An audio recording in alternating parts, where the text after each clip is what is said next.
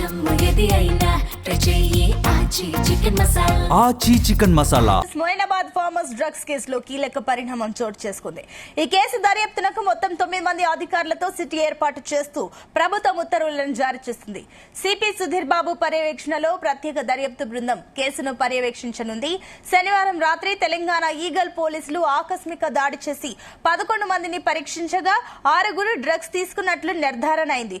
Positive వచ్చిన వారిలో ఏపీలోని ఏలూరు ఎంపీ పుట్టా మహేష్ కుమార్, పైలట్ రోహిత్ రెడ్డి ఉన్నారు. పోలీసులు సోదాలకు వెళ్లిన టైంలో సమిత్ శర్మ అనే వ్యక్తి కాల్పులు జరిపాడు. అయితే సిట్ టీం ఈ కేసులో దర్యాప్తును పూర్తి చేసి 3 నెలల్లోగా ఛార్జ్ షీట్ దాఖలు చేయాలని ప్రభుత్వం ఆదేశించినట్లు తెలుస్తోంది. ఇదే అంశానికి సంబంధించి మరిన్ని డీటెయిల్స్ మా క్రైమ్ బ్యూరో చీఫ్ రవితేజ అందిస్తారు. రవితేజ, శనివారం నాడు మొయినాబాద్ రోహిత్ రెడ్డి ఫామ్ హౌస్ లో జరిగినటువంటి డ్రగ్స్ కేసు, లిక్కర్ కేసుపై రాష్ట్ర ప్రభుత్వం ఒక నిర్ణయాన్ని తీసుకొని డీజీపీ ఆదేశాల ప్రకారంగా పోలీసు ఉన్నతాధికారులు ఒక సమీక్ష నిర్వహించుకొని దీనిపైన సిట్ నిర్వహించాలంటూ రాష్ట్ర ప్రభుత్వం ఆదేశాల ప్రకారంగా సిట్ ఏర్పాటు చేయడం జరిగింది. దాంట్లో ఫ్యూచర్ సిటీ పోలీస్ కమిషనర్ గా ఉన్నటువంటి సుధీర్ బాబుని హెడ్ గా నియమిస్తూ అతని పర్యవేక్షణలో ఈ సిట్ ముందుకు సాగాలని మొత్తం 9 మంది సభ్యులతో కూడినటువంటి ఈ సిట్ ఈ రోజు నుంచి మొదలుకొని 3 నెలల పాటు సుదీర్ఘ లోతైన దర్యాప్తు చేయాలని ఒక ఆదేశాల ప్రకారంగా రాష్ట్ర ప్రభుత్వం ఈ నిర్ణయంతో రాష్ట్ర డీజీపీ ఉత్తర్వులు జారీ చేయడం జరిగింది. దాంట్లో ఫ్యూచర్ సిటీ కమిషనర్ గా జి సుధీర్ బాబుని హెడ్ గా నియమిస్తూ ఆ తర్వాత యోగేష్ గౌతమ్ చేవెళ్ల డీసీపీగా ఉన్నారు.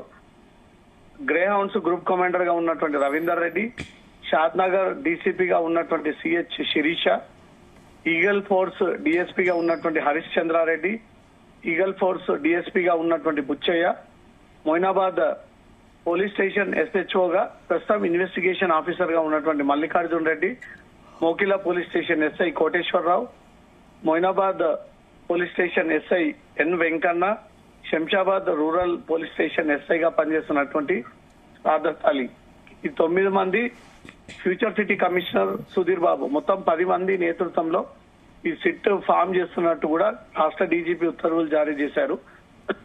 ఈ రోజు నుంచి తిరిగి 3 నెలల పాటు ఈ సిట్ సుదీర్ఘమైనటువంటి విచారణ చేపడుతూ ఉంది.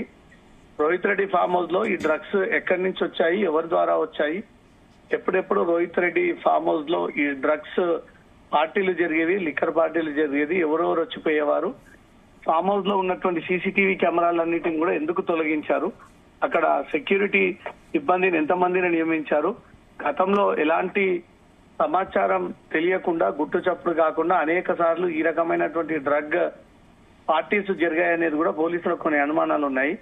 గతంలో టీఆర్ఎస్ పార్టీలో 10 ఏళ్ల పాటు అధికారంలో ఉన్నప్పుడు రోహిత్ రెడ్డి ఈ ఫామ్ హౌస్ ని అధికారిక ఫామ్ హౌస్ కిందికి మార్చి ఇక్కడ నుంచి అనేక ఆపరేషన్స్ చేపట్టి చాలా మందికి డ్రగ్స్ అలవాటు చేశాడు. వ్యాపారవేత్తలకు, రాజకీయ నాయకులకు, సంపన్నులకు అనే దానిపై కూడా రోహిత్ రెడ్డి పైన తీవ్ర ఆరోపణలు వ్యక్తమవుతా ఉన్నాయి. కాబట్టి ఇదంతా సిట్ ఫామ్ చేస్తేనే సిట్ విచారణలో గతంలో ఏం జరిగింది, మొన్న శనివారం నాడు ఏం జరిగింది, దీంట్లో ఉన్నటువంటి ఆ మహిళ ప్రియాంక రెడ్డిని ఎందుకు ఆహ్వానించారు, ఈ డ్రగ్స్ కేసుతో ఆ మహిళకు ఉన్నటువంటి లింకులు ఏంటి, ఆ సంబంధాలు ఏంటి, ఆ పార్టీ ఏర్పాటు చేయాల్సినటువంటి అవసరం ఏముంది, ఈ పార్టీలో కేవలం డ్రగ్స్ లిక్కర్ సప్లై చేయడం కోసమే పార్టీని కండక్ట్ చేశారా అనే ఒక పూర్తి వివరాలన్నీ కూడా సిట్ రాబట్టబోతా ఉంది. ఇప్పటికే రోహిత్ రెడ్డి తమ కస్టడీలో కావాలంటూ కూడా మొయినాబాద్ పోలీసులు కస్టడీ పిటిషన్ కూడా దాఖలు చేయడం జరిగింది.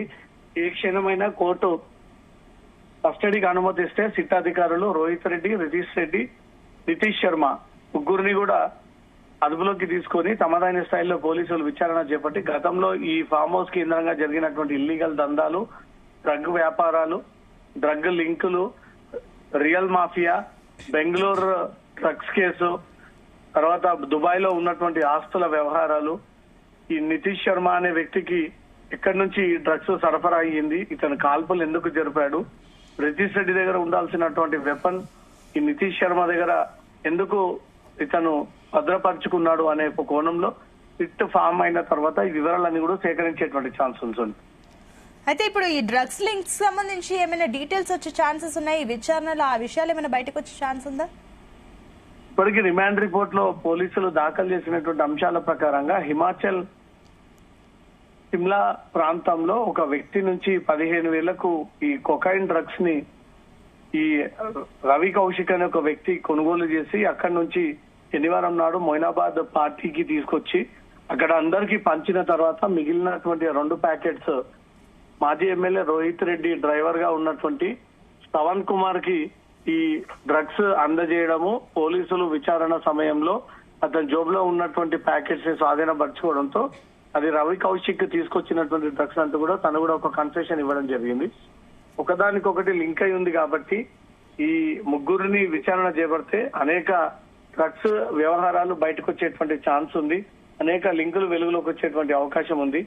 ఈ ఫామ్ హౌస్ కేంద్రంగా ఎన్ని ఇల్లీగల్ దందా సాగాయి, ఎన్నిసార్లు డ్రగ్స్ పార్టీ జరిగింది, ఎంతమందికి డ్రగ్స్ అలవాటు చేశారు, అసలు ఈ ఫామ్ హౌస్ మొత్తం ఇల్లీగల్ వ్యవహారాల కోసమే ఈ ఫామ్ హౌస్ ని ఒక ప్లాట్ఫామ్ కిందకి మార్చుకొని ఉపయోగిస్తా ఉన్నారని ఒక ఆరోపణలు వ్యక్తమవుతా ఉన్నాయి. కాబట్టి సిట్ ఫామ్ అయిన తర్వాత ఈ 3 నెలల లోపు ఫామ్ హౌస్ కేంద్రంగా జరిగినటువంటి అక్రమాలన్నింటిపై కూడా సిట్ విచారణ జరిపి ఆ రిపోర్ట్ అంతా కూడా రాష్ట్ర ప్రభుత్వానికి పోలీస్ శాఖకు సిట్ సమర్పించేటువంటి అవకాశం తీసుకుంటాం. Right, thank you Raviteja.